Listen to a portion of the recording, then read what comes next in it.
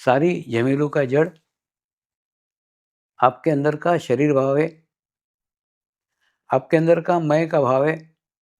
यानी मैं के भाव के कारण ही वो कर्म आपके साथ जुड़ते हैं। अगर आपका मैं का भाव विहीन हो गया तो आत्मा के साथ में कोई कर्म जुड़ते ही नहीं है। एक तो क्या है, आत्मा के साथ रह करके आपके हाथ से बुरे कर्म होंगे ही नहीं, एक। दूसरा, आत्मा के साथ करके साथ में रह करके अच्छे कर्म होंगे, वो कर्म आप मैं का भाव नहीं होने के कारण मैंने किए करके अपने साथ बांधेंगे नहीं। तो आप सोचो ना, बुरे कर्म होंगे नहीं, अच्छे कर्म अपने साथ बांधोगे नहीं, तो आपके साथ कोई कर्म ही खड़े नहीं होंगे और आपको आपके जीवन में कर्म मुक्त अवस्था प्राप्त हो जाएगी। और कर्म मुक्त अवस्था प्राप्त होने के बाद में फिर आपका मृत्यु जब होने का है तो होगा, लेकिन कर्म मुक्त अवस्था को ही मोक्ष कहते हैं। यानी सब में से मुक्त हो गए, पिछले जन्मों कर्मों से मुक्त हो गए, बुरे कर्मों से मुक्त हो गए, अच्छे कर्मों से, उन्हें कोई कर्म ही बाकी नहीं, अच्छा नहीं बुरा नहीं, कुछ नहीं है। एक शून्य की स्थिति आपके जीवन में आई थी कि जीने के लिए, नया जन्म लेने के लिए आपके पास में कोई कर्म ही बाकी नहीं रहता। तो इसी को मुक्त अवस्था कहते हैं। सामूहिकता और नियमितता, ये आध्यात्मिक क्षेत्र के प्रगति के दो मार्ग हैं, दो रास्ते हैं।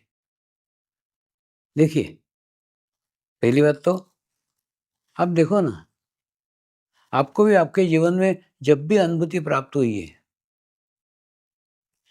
वो अनुभूति आपको सामूहिकता में प्राप्त हुई है। जब आप सामूहिकता में थे, कलेक्टिविटी में थे, तब प्राप्त हुई। उसके बाद में जब आप सामूहिकता में थे, कलेक्टिविटी में थे, सेंटर पे थे, तब जाके प्रगति हुई है। तो कहने का अर्थ, एक तो सामूहिकता अत्यंत आवश्यक है और दूसरा नियमितता आवश्यकता है। आपके पास ना, मैं देख रहा हूँ कई सालों से ध्यान कर रहे हैं लोग, कई साधक हैं, सालों से ध्यान कर रहे हैं, वो सालों से ध्यान कर रहे हैं, फिर भी ध्यान नहीं लगता। ध्यान के अंदर विचार आते हैं। सबसे बड़ी समस्या है, ध्यान में विचार आते हैं। फिर ऐसा लगता है, अरे मेरा ध्यान तो लगता ही नहीं है, और फिर ऐसी गिल्टी फीलिंग की भावना से ध्यान छूट जाता है। इसी के लिए इस बार एक नया प्रयोग, नई विधि का अभ्यास 45 दिन में किया है। वही अभ्यास से इस बार आपको ध्यान कराने वाला हूँ। आप प्रयोग करके देखिए। नियमितता अत्यंत आवश्यक है। दूसरा, ध्यान लगना चाहिए, ये भी अपेक्षा है ना। ये भी अपेक्षा अगर आप छोड़ दो ना कि ध्यान लगना चाहिए, फिर तो कोई अपेक्षा ही नहीं ना। आधा घंटा बैठना, मैं कहता हूँ ना, आधा घंटा आप मुझे दान करो, और जो चीज़ दान करते हैं उसको वापस नहीं माँगते ना। तो उसी प्रकार से आधा घंटा आप कोई अपेक्षा से मत करो। ध्यान लगे ये भी अपेक्षा है, वो भी मत करो। और उसके बाद में आप करके देखो ना, कोई अपेक्षा नहीं, आधा घंटा बैठें। लगे तो भी बैठें, नहीं लगे तो भी बैठें। तो कहने का अर्थ, ऐसी बिना अपेक्षा से अगर आप ध्यान करोगे तो क्या होगा, धीरे धीरे धीरे शरीर को ध्यान की आदत लग जाएगी। धीरे धीरे धीरे विचारों को आपकी आदत लग जाएगी। बुद्धि को आपको आदत लग जाएगी। यह एक आदत है। ये आदत हमको शरीर को डालने की है। और कोई भी नई आदत डालते हैं तो शरीर तो विरोध करता ही है ना। क्योंकि शरीर को आदत ही नहीं है। शरीर को आदत है या तो काम करना, वो भी नहीं करने का। शरीर को आदत है विचार करना, वो भी नहीं करने का। यानी विचार भी नहीं करने का और काम भी नहीं करने का। ऐसी आदत डालने की कोशिश कर रहे हो, तो शरीर विरोध करेगा ही ना। तो जिस प्रकार से हम कोई नई आदत डालते हैं, उसको समय लगता है, ठीक वैसे ही ध्यान की भी आदत डालो ना। और दूसरा, ध्यान को शौक समझ के ग्रहण करो ना। ध्यान से भी अपेक्षा मत करो कि ये मिल जाएगा, वो मिल जाएगा। आवश्यकता है नियमित ध्यान करने की, और आवश्यकता है सेंटर पे जाके ध्यान करने की। कोरोना काल के पहले खूब अच्छे से सेंटर चलते थे, उतनी सेंटर पे अभी संख्या नहीं रह गई। और उसी के कारण माने जब ध्यान की आवश्यकता बढ़ रही है, तब ध्यान कम हो रहा है। देखिए, दुनिया भर में कितनी अशांति फैली है, कितने युद्ध हो रहे हैं। इसके लिए उतने ही ध्यान के करने की आवश्यकता है। ध्यान करने वाले लोगों की संख्या जैसे-जैसे विश्व में बढ़ेगी, वैसे-वैसे विश्व में शांति आएगी। विश्व की सामूहिकता क्या कह रही है? विश्व की कलेक्टिविटी क्या कह रही है? उसका इफ़ेक्ट, उसका प्रभाव विश्व के ऊपर पड़ेगा ही। अगर आप विश्व में शांति चाहते हैं, अगर आप चाहते हैं कि विश्व का कल्याण हो, तो आप जितने अधिक से अधिक ध्यान करने वाले लोगों की संख्या बढ़ेगी, ध्यान की स्थिति बढ़ेगी, वैसे-वैसे विश्व में शांति आएगी। किस पक्ष के लोग हैं? शांति के पक्ष में या अशांति के? आप आपका एनालिसिस करो ना, आप आपका निरीक्षण करो। तो सेंटर पे जाकर के ध्यान करना अत्यंत आवश्यक है। यानी आप ध्यान को उतना महत्व दे रहे हैं। वैसे घर पे आप ध्यान करते हो, एक तो नियमितता नहीं रहती है। दूसरा, 30 मिनट ध्यान नहीं लगा तो उड़ जाते हो। ऐसा सेंटर पे उठोगे क्या? नहीं। नहीं, लोग क्या कहेंगे? तुरंत आपका मैं वहाँ आड़े आएगा कि जब तक लोग उठते नहीं, आप नहीं उठ पाएँगे। तो ज़बरदस्ती क्यों ना हो, आपको सेंटर पे 30 मिनट ध्यान के लिए बैठना ही पड़ता है। ऐसा कंपल्सरी कोई घर पे बिठाता है क्या? नहीं। 10 मिनट बैठा, ध्यान नहीं लगा, उठ गए, ऐसा नहीं। इसलिए सेंटर पे जाओ, नियमित सेंटर पे जाओ। सेंटर पे जाकर के सामूहिकता में जाना होगा। जहाँ सामूहिकता है, वहीं परमात्मा है। सामूहिकता में हमारी उतनी हैसियत नहीं है, हमारी वो स्थिति नहीं है कि हम अकेले ध्यान कर पाएँ। होता है ना, कई बार कई लोगों ने ये भी उदाहरण दिए कि गौतम बुद्ध के कोई गुरु नहीं थे, महावीर स्वामी के कोई गुरु नहीं थे। यानी कई महात्माएँ ऐसे होके गए जिनके कोई गुरु नहीं थे। तो कोई गुरु ना हो तो भी हमारा चल सकता है, हमारी प्रगति हो सकती है। लेकिन वो साक्षात प्रकृति के साथ जुड़े हुए थे, तो उनको अलग से गुरु करने की आवश्यकता ही नहीं थी। आपकी स्थिति ऐसी है क्या? नहीं है, आपकी स्थिति वैसी नहीं है। तो आपको आवश्यकता है बाबा गाड़ी की, आवश्यकता है गुरु की, आपको आवश्यकता है कोई माध्यम की। आप नेचर के साथ जुड़े हैं क्या? कई आप देखो ना, कई गुरुओं के अनुभव, उन्होंने कोई उनके सामने कोई घटना घटित हो गई, बस उतने से के अंदर ही उनका ध्यान लग गया। यानी उनकी चित्त की दिशा एकदम पवित्र थी, शुद्ध थी, उतनी आज आपकी नहीं है। इसलिए आपको आवश्यकता है गुरु की, आपको आवश्यकता है सामूहिकता की, आपको आवश्यकता है कलेक्टिविटी की।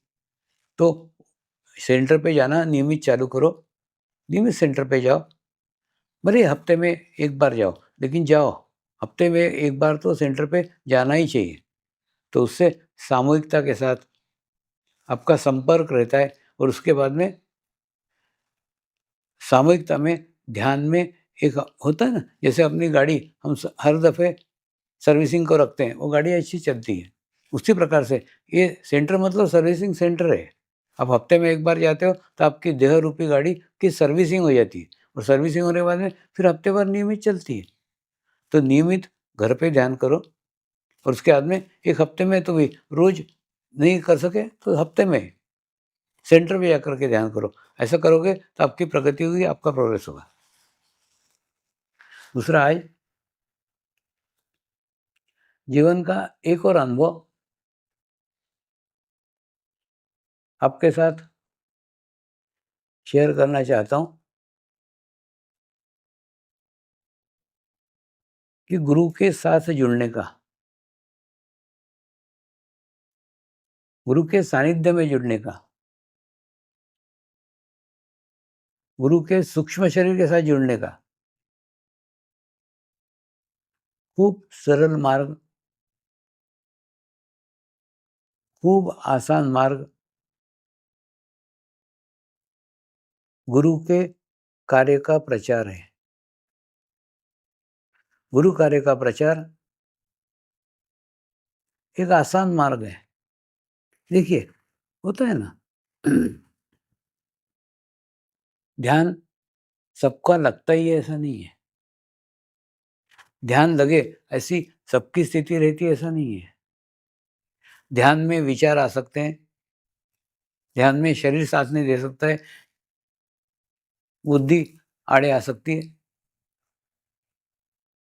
लेकिन प्रचार कार्य में तो ये सब कोई तकलीफ़ें नहीं है। एक्चुअली प्रचार करना यानी क्या? आप प्रचार के माध्यम से उस गुरु के सूक्ष्म शरीर के साथ जुड़ते हैं। प्रचार किसका कर रहे हैं? वो स्थूल शरीर का? नहीं। सदैव याद रखो, आपको जो अनुभूति हुई है ना,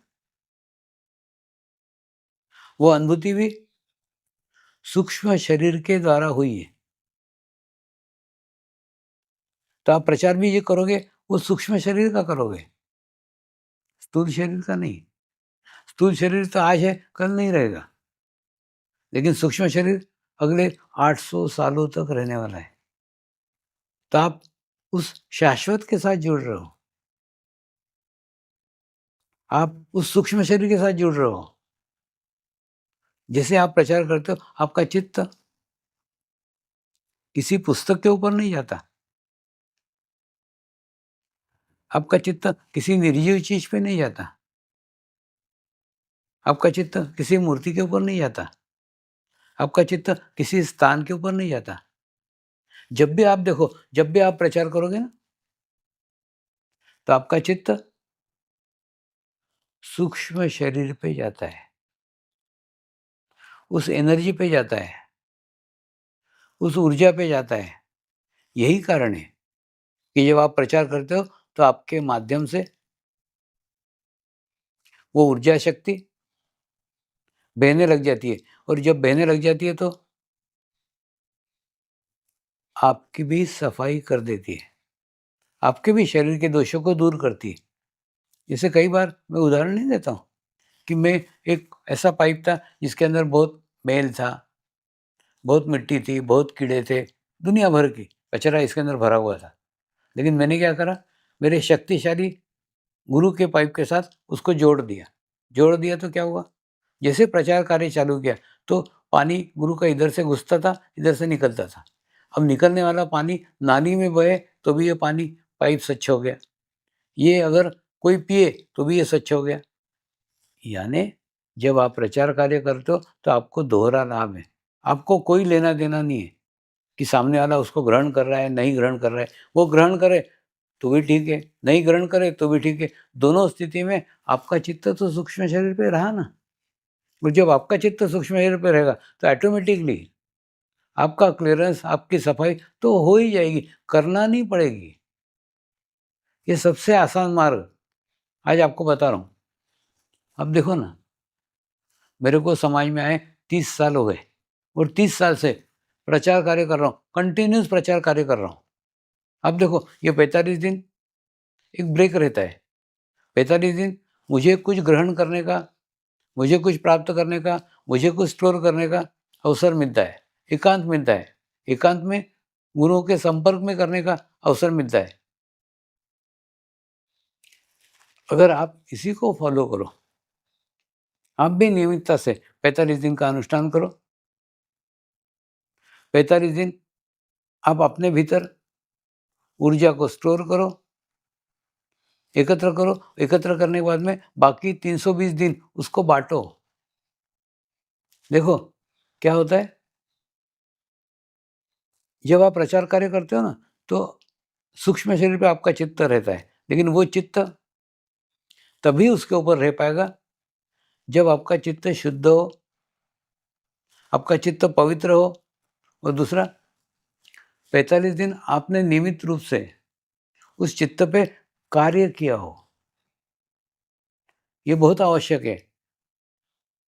चित्त को शुद्ध किया हो, चित्त को पवित्र किया हो, तो आपको ना 45 दिन के इफ़ेक्ट दोनों तरफ मिलेंगे। 45 दिन में भी मिलेंगे, अनुष्ठान में भी मिलेंगे और उसके बाद में जब प्रचार कार्य करोगे तब भी मिलेंगे। ये कुछ मैं किताबों की बातें नहीं कर रहा हूँ। ये मेरे जीवन में आए हुए अनुभव हैं।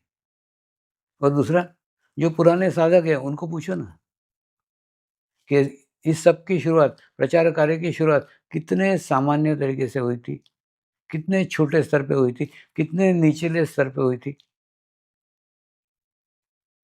कोई, मेरे पास पेपर्स नहीं थे, कागज़ नहीं थे, सम्मान पत्र नहीं थे, किताबें नहीं थी, साहित्य कुछ भी नहीं था, कुछ भी नहीं था, एकदम खाली था। और ऐसे खाली स्तर पे, और दूसरा कोई पहचानने वाले भी नहीं थे, कोई जानते भी नहीं थे। हिमालय से जब मुंबई में आया ना, कोई भी नहीं जानता, कोई पहचानता तक नहीं था। उसके बावजूद भी धीरे-धीरे, धीरे-धीरे जैसे-जैसे कार्य करता गया, वैसे-वैसे प्रगति होती गई, प्रोग्रेस होती गई। और दूसरा, लाखों लोगों को ये अनुभूति प्राप्त हुई है। एग्ज़ैक्ट इसकी संख्या कोई नहीं बता सकता, कोई ट्रस्टी नहीं बता सकता, कोई सेंटर नहीं बता सकता, कोई देश नहीं बता सकता कि एग्ज़ैक्ट कितने साधक हैं। लाखों के अंदर साधकों की संख्या है, तो साधकों की संख्या भी किसी को पता नहीं। दूसरा, कई देश ऐसे हैं जिन देशों में कोई साधक पता ही नहीं रहते, और जैसे मैं जाता हूँ सब एकदम खड़े हो जाते हैं, यानी वहाँ रहते हैं, लेकिन सोए हुए रहते हैं। उनको जगाने की, उनको जगने की अत्यंत आवश्यकता है। और दूसरा, इसमें कुछ भी तो करने का नहीं है, प्रचार कार्य करने का, यानी क्या, प्रचार कार्य से आप किसी भी माध्यम से जुड़ सकते हो। जैसे सवेरे व्हाट्सएप अभी तो बंद है, लेकिन आएंगे वो इसके बाद में, महाशिवरात्रि के बाद, तो वो मैसेज को आप स्प्रेड करने का, सबको, एक तो वो मैसेज को पढ़ने का, और दूसरा, नाभि चक्र अभी भी जितना खुलना चाहिए ना साधकों का, उतना खुला नहीं है। कोई अच्छा आर्टिकल आता है, कुछ अच्छा मैसेज आता है ना, पढ़ के खुश हो जाते हैं, हाँ बहुत अच्छा, बहुत अच्छा। उसके बाद में उसको स्प्रेड नहीं करते, उसको भेजते नहीं है। अरे बाबा, कोई संदेश आपको ज़्यादा अच्छा लगा ना, तो उसको दूसरों को बाँटो ना। बाँटने के लिए नाभि चक्र विकसित होना चाहिए, नाभि चक्र विकसित नहीं है ना, तो उसके कारण जो भी अच्छा मिलता है अपने को लेके बैठ जाते हैं। अच्छा अच्छा, या तो भेजेंगे ना, तो अपने-अपने रिश्तेदारों को भेजेंगे, अपने-अपने मित्रों को, माने सब जगह नहीं भेज पाते। एकदम लिमिटेड लोगों के अंदर रहते हैं। लेकिन ऐसा है क्या? ऐसा रहता तो मैं भी हिमालय के ऋषि मुनियों को लेके वहीं बैठे रहते, ऐसा नहीं है। उसके बाद में यहाँ आने के बाद में फिर धीरे-धीरे प्रचार कार्य, प्रच माने एकदम अगर कोई तटस्थ होके देखे ना, तो ये पूरे कार्य की प्रगति को, तो सिर्फ़ प्रचार कार्य से सारी प्रगति हुई है। ये एकदम आज मैं मेरे जीवन का रहस्य बता रहा हूँ। आप भी उसको अपनाओ। ध्यान नहीं करते आता मत करो, प्रचार तो करो। प्रचार करते ध्यान कब लग जाएगा, तो आपको पता नहीं चलेगा। तो कहने का अर्थ, प्रचार कार्य भी एक बहुत अच्छा माध्यम है, जिस माध्यम से आप प्रगति कर सकते हो, आपकी प्रोग्रेस हो सकती है। और दूसरा, कितना अच्छा है ना, ये एक ऐसा माल है जो आप बेचने जाओ, बिका तो भी आपको फ़ायदा है, नहीं बिका तो भी आपको फ़ायदा है। जैसे होता है ना, आप कोई चीज़ बेचने के लिए जाओ, आपको प्रॉफ़िट तब होगा जब वो बिकेगा। हाँ, इसके अंदर तो ऐसा है कि आप बेचने जाओ, प्रॉफ़िट हुआ तो भी ठीक है, बिका तो भी ठीक है, नहीं बिका तो भी ठीक है। दोनों स्थिति में आपका प्रोग्रेस, क्यों? क्योंकि जिस प्रकार से एक स्वच्छ पानी पाइप में से गुजरता है, तो पाइप को स्वच्छ करता ही है, पाइप की गंदगी हटाता ही है, पाइप के कीड़े दूर करता ही है। बिल्कुल ठीक है ये। जैसे ही आप प्रचार करते हैं, तो आपके अंदर से परम चैतन्य जाता है, निकलता है, जाता है, निकलता है। उसमें आपकी सफाई तो हो जाती, आपके चक्रों की सफाई हो जाती है, आपके शरीर की सफाई हो जाती, आपके अंदर प्रोग्रेस होना चालू हो जाती। आप करके तो देखो, कुछ तो करो। कुछ भी नहीं करते, लेके बैठ जाते हो, बैठ के नहीं होगा। कोई भी मैसेज आया, कोई भी संदेश आया, उसको स्प्रेड करो ना। और दूसरा, आप कल्पना करो ना कि 10 लोगों को भी आप करो, नियमित पकड़ो कि एक 10 लोग हैं, 10 लोगों को मैं नियमित करूँगा, तो भी कितना सारा बढ़ सकता है। और दूसरा, ये एकदम निःशुल्क है। उसके लिए कुछ भी खर्चा करने का, कुछ भी करने का कोई आवश्यकता नहीं है। और दूसरा, अभी खूब व्यवस्थित हो रहा है आगे। प्रचारकों का टीम तैयार हो रहा है।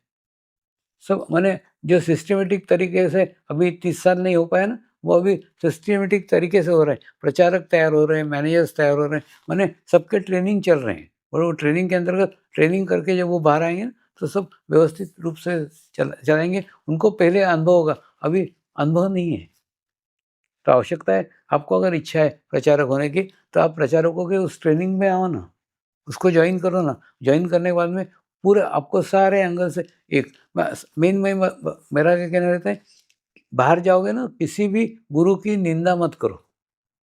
साधारणतः अपन जैसे जाते हैं ना, तो कोई तो भी बताता है, अरे ये गुरु तो ऐसे, वो कोई उस गुरु को मानते रहता है ऐसा नहीं, वो सिर्फ कुछ तो बोलने का तुमको तो बोलते रहता है, तो उधर ध्यान मत दो। किसी भी गुरु का नहीं। अब जैसे मेरा ये था कि जब मैं मार्केटिंग में था ना, मैं बोलता था मेरा माल सर्वश्रेष्ठ है, बाकी माल की मुझे जानकारी नहीं है। मुझे अब सबकी जानकारी होना कोई ज़रूरी थोड़ी है। तो उसी हिसाब से कोई भी आपको अन्य पंथ का बोले, तो उनको बोलो कि हमको जानकारी नहीं है, बाकी हमको मालूम है हमारा अच्छा है। तो उसी, और वैसे भी मैं ना मेरे इसमें संतुष्ट था, तृप्त था, तो मैंने कहीं पे भी कहीं जाने का टाइम ही नहीं मिला। मतलब कहीं पे, और जो कुछ जाना है ना दूसरे इसके बारे में, वो तो लोगों ने आके समझाया, लोगों ने आके बताया, तो बताया। बाकी मेरे को खुद को जाने की ना इच्छा थी, ना चाहता था, कुछ भी नहीं था। दूसरा, मैंने आपको जो बताया कि एक ध्यान की विधि, ये मैंने ना आपका 45 दिन में आपका खूब निरीक्षण पास से करते रहता हूँ। सूक्ष्म शरीर के माध्यम से आपका निरीक्षण एकदम पास से होता है। तो इसमें क्या महसूस हुआ? ध्यान न करने के कारण क्या है? देखिए, जिन्होंने भी ध्यान सीखा है ना, वो सबका एक वो रहेगा, नहीं ध्यान बहुत अच्छा है, एक। दूसरा, माने उनको विरोध नहीं है किसी को भी, क्योंकि इसमें विरोध करने से का कुछ है ही नहीं, एक। दूसरा, उनको सिर्फ़ क्या लगता है, मेरा ध्यान लगता नहीं है। मेन 90% साधकों का कंप्लेंट क्या होगा? ध्यान क्यों नहीं कर पाते? ध्यान लगता नहीं है। इसके 2 कारण हैं। एक तो अपेक्षा लेके इस मार्ग में मत आओ। मैं बार-बार बोलते रहता हूँ, अपेक्षा लेकर के इस मार्ग में मत आओ। आप अपेक्षा लेकर के आते हो। ये काम होना चाहिए, वो काम होना चाहिए, वो काम होना चाहिए। दूसरा, जो काम लेके आए हो ना, वो काम तो हो जाते हैं, और काम के बाद में ध्यान छूट जाता है। तो वैसा प्रकार है कि कोई अपेक्षा लेके मत आओ ना। तो एक तो क्या होगा, आप स्थायी रूप से कर पाओगे। दूसरा, ध्यान को शौक बनाओ ना। ध्यान को शौक बनाओ कि ध्यान करना हम मुझे अच्छा लग, नहीं क्या हो रहा है, मेरे को तो सब दिख रहा है, जिनका प्रगति हुआ है, जिनको प्रोग्रेस हुआ है, जिनको कर्म मुक्त अवस्था प्राप्त हो गई है, जब उनका देखता हूँ ना वो कैसे पहुँचे इस अवस्था तक, तो वो इस मार्ग में कोई अपेक्षा लेके आए ही नहीं थे। वो बुद्धिवादी लोग थे। उन्होंने सोचा कि ध्यान करके अच्छा लग रहा है, इसलिए ध्यान कर रहे हैं। बाकी कोई अपेक्षा नहीं थी कि कुछ मिलना चाहिए, कुछ भी नहीं थी। हाँ, और उसके बाद में उनको आज सब कुछ प्राप्त हो गया, कर्म मुक्त अवस्था प्राप्त हो गई। क्यों? क्योंकि कोई अपेक्षा से आए ही नहीं थे। तो पहली बात तो इस मार्ग में कोई अपेक्षा लेकर के मत आओ। और दूसरा, विचार आते हैं, इसलिए ध्यान एक्चुअली ये तुम्हारा क्षेत्र नहीं है ना। मैं जो कहता हूँ ना, इतने आसान-आसान आइडियाज़ आपको बताएँ, आप करते ही नहीं ना। मैं आपको बोलता हूँ 30 मिनट आप मुझे दान करो। आपके जीवन के 30 मिनट आप मुझे दान करो। दूसरा, जो चीज़ दान करते हैं वो वापस नहीं माँगते ना। तो आप केवल 30 मिनट दान करो, दान करने के बाद में फिर ध्यान लगे न लगे ये क्षेत्र ही आपका नहीं है। और अगर आप 10 मिनट में उठते हो, इसका मतलब जो दान दिया वो वापस लेते हो। आपने जब 30 मिनट दान किए, तो 30 मिनट पे आपका कोई हक ही नहीं है ना। जब आपका कोई हक ही नहीं है, फिर आप कैसे उठ सकते हो? 30 मिनट आप उठ ही नहीं सकते, 30 मिनट आपके है ही नहीं। अगर ऐसा मानते हो कि 30 मिनट मेरे है ही नहीं, ये 30 मिनट यही सेवा है। गुरु सेवा बोलते हो ना, गुरु कार्य, ये सबसे बड़ा गुरु कार्य है। 30 मिनट गुरु को जो दान दिए, वो 30 मिनट वहाँ बैठे हैं। 30 मिनट वहाँ से हिलने का ही नहीं। ऐसे ही करके देखो ना, करके तो देखो। और दूसरा, विचार आते हैं मतलब क्या? अपेक्षा लेके बैठोगे एक, दूसरा पास्ट लाइफ की फाइलें अपनी डाउनलोड करके रखोगे, तो आएँगे ही ना। वो सब छोड़ दो। और दूसरा, 30 मिनट आपके है ही नहीं, ये सोच के बैठो, तो ऑटोमेटिकली क्या होगा?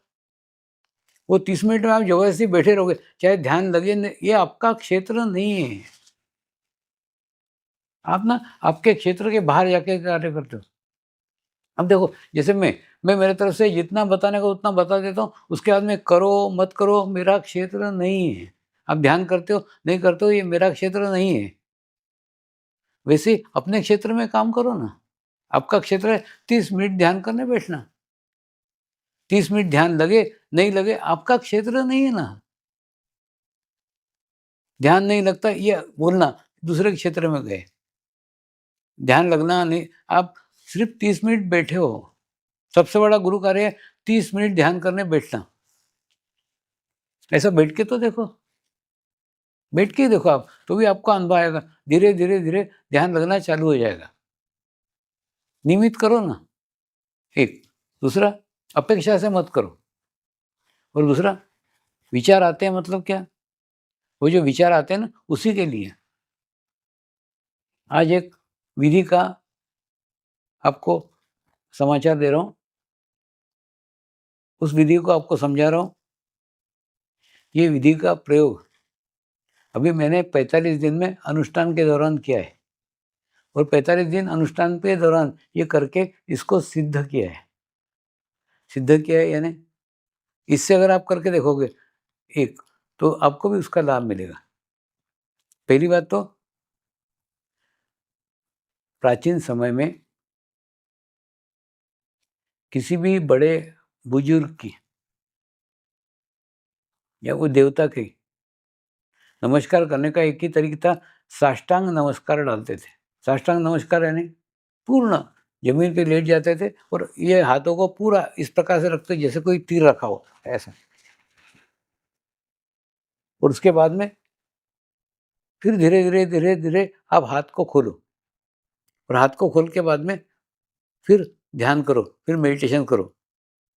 दूसरा, आज तो आपको पॉसिबल नहीं होगा क्योंकि जगह की कमी होगी। आप जहाँ बैठे हो वहाँ नहीं कर सकते हो।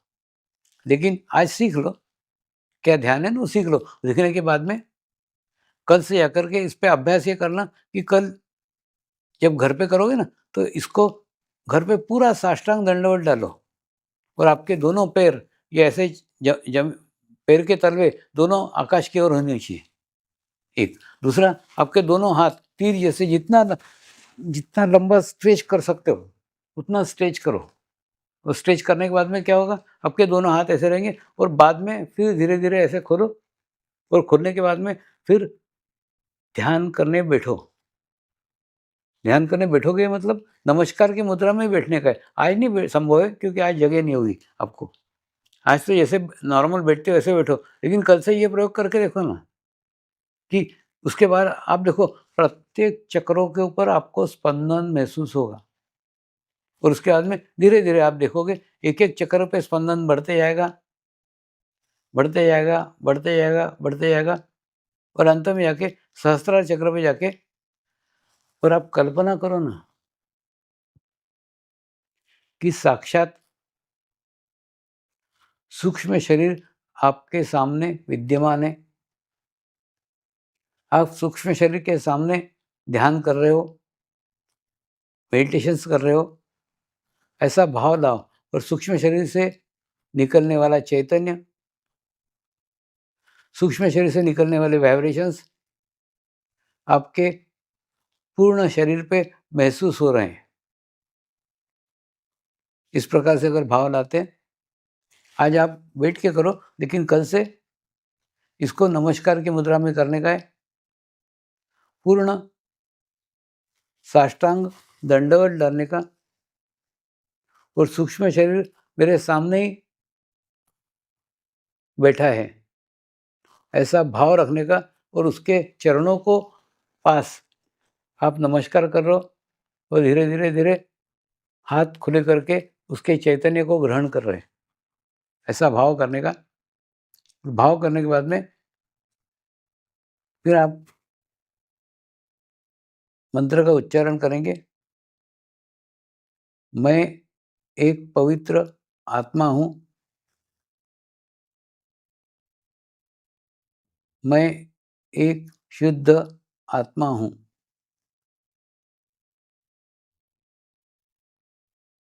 मैं एक पवित्र आत्मा हूँ। मैं एक शुद्ध आत्मा हूँ। मैं एक पवित्र आत्मा हूँ। मैं एक शुद्ध आत्मा हूँ।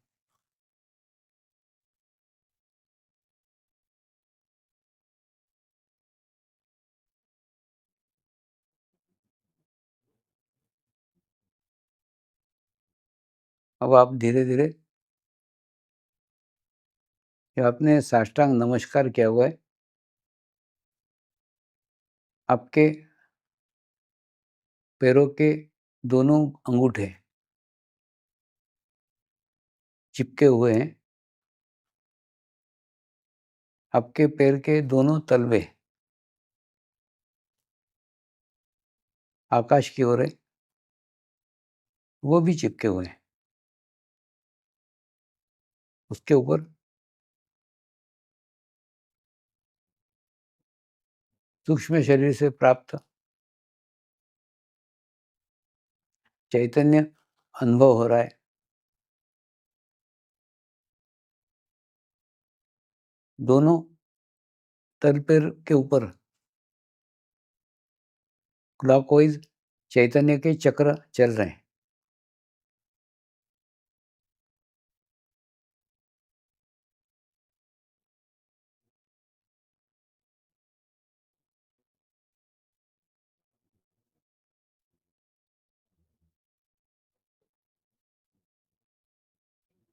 उसके बाद में धीरे-धीरे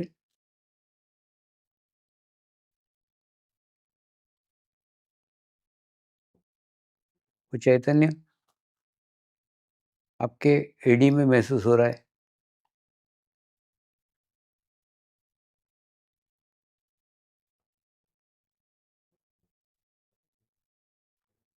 वो चैतन्य धीरे-धीरे आपके पिंडलियों में महसूस हो रहा है।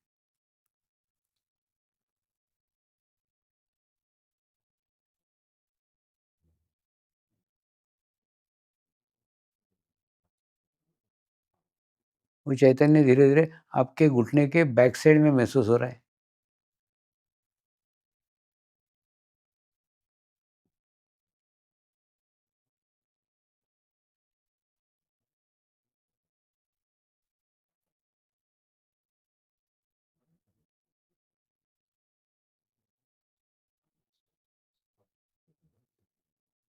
वही चैतन्य आपके दोनों पैरों के जांघों में महसूस हो रहा है।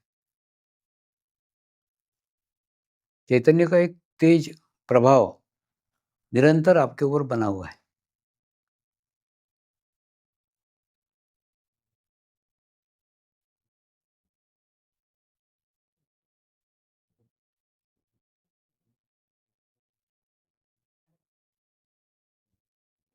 वो चैतन्य धीरे-धीरे आपके मूलाधार चक्र पे महसूस हो रहा है।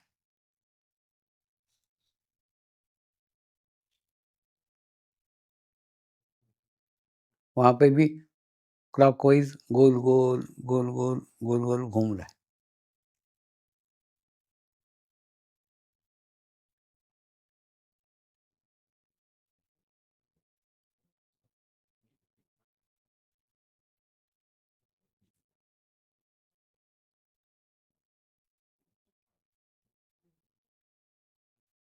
फिर थोड़ा ऊपर आके आपके स्वादिष्टान चक्र पे फिर घूम रहा है। गोल-गोल, गोल-गोल, गोल-गोल घूम रहा है।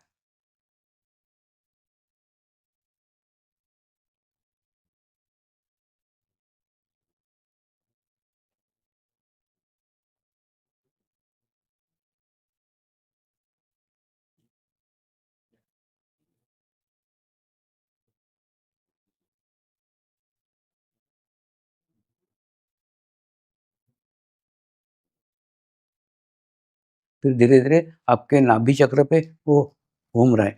गोल-गोल, गोल-गोल, गोल-गोल घूम रहा है।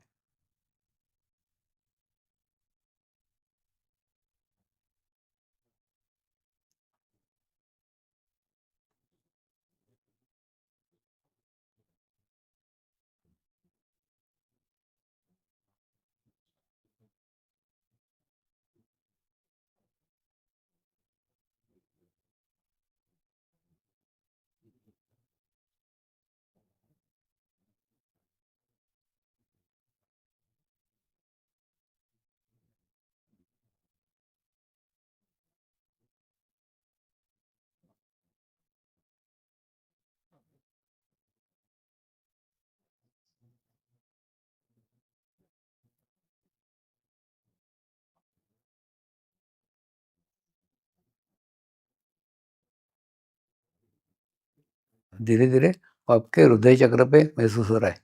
फिर घूम रहा है वो। गोल-गोल, गोल-गोल, गोल-गोल।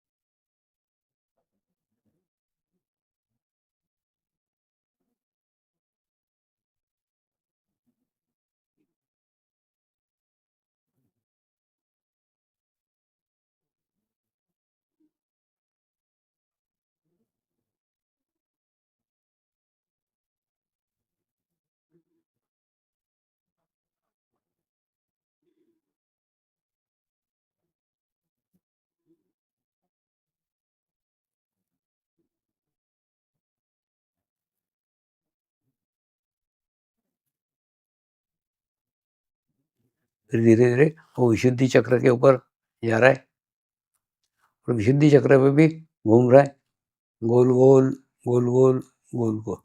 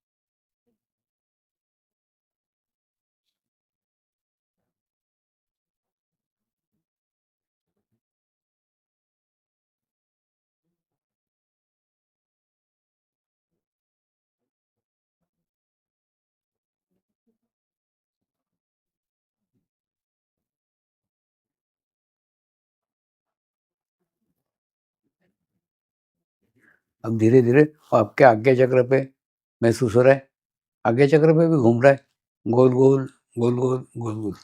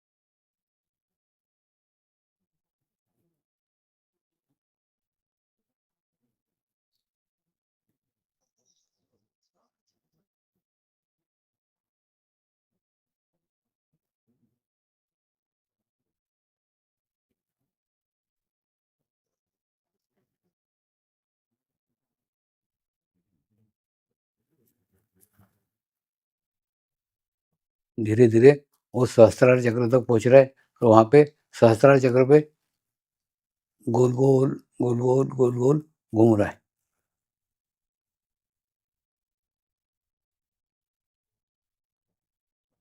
और आप महसूस कर रहे हैं कि आपका शरीर का प्रत्येक अंग पृथ्वी तत्व के साथ जुड़ा है। आपके पंजे वो पृथ्वी के साथ जुड़े हैं, आपके घुटने पृथ्वी के साथ जुड़े हैं, आपकी जांघ पृथ्वी के साथ जुड़ी है, आपका पेट पृथ्वी के साथ जुड़ा है, आपकी छाती पृथ्वी के साथ जुड़ी है, आपका माथा पृथ्वी के साथ जुड़ा है और पृथ्वी आपके सब विचारों को खींच रही है, शोषित कर रही है, सब बीमारी को खींच रही है, शोषित कर रही है, सारे तनाव को खींच रही है और आप एकदम रिलैक्स महसूस कर रहे हैं, एकदम हल्के महसूस कर रहे हैं, एकदम हल्के महसूस कर रहे हैं।